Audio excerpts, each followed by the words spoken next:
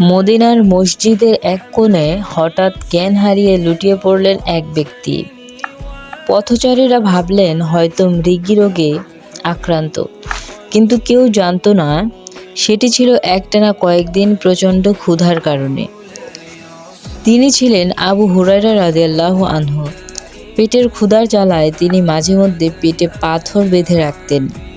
একদিন ক্ষুধার তীব্রতা সহ্য করতে না পেরে তিনি রাস্তার পাশে বসে পড়লেন, এই আশায় যে কোনো সাহাবী তাকে সাথে করে নিয়ে গিয়ে কিছু খাওয়াবেন। হযরত আবু বকর রাদিয়াল্লাহু আনহু এবং উমর রাদিয়াল্লাহু আনহু পাশ দিয়ে গেলেন, কিন্তু তাদের কিছু আয়াত জিজ্ঞাসা করলেন যাতে তার অবস্থা বুঝতে পারেন। কিন্তু অতি লজ্জায় তিনি নিজের ক্ষুধার কথা স্পর্শ করে বলতে পারল না। অবশেষে রাহমাতুল্লিল আলামিন নবী পাক সাল্লাল্লাহু আলাইহি সাল্লাম সেখানে এলেন।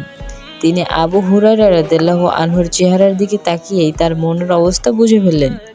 নবীজি সাল্লাল্লাহু আলাইহি সাল্লাম মৃদু হাসলেন এবং বললেন, আবু হুরায়রা, আমার সাথে আসো।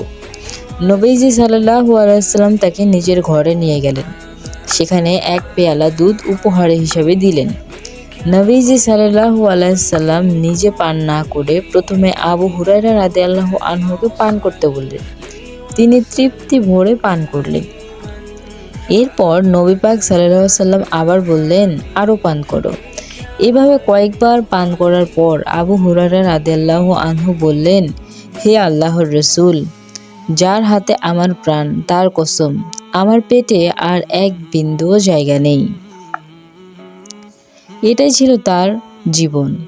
অভাব ছিল চরম, কিন্তু ঈমান আর ধৈর্য ছিল পাহাড়ের চেয়েও অটল। তো ভিউয়ার্স, গল্পটি কেমন লেগেছে কমেন্টে বলবেন, আর এরকম ভিডিও পেতে অবশ্যই চ্যানেলটিকে সাবস্ক্রাইব করে রাখবেন।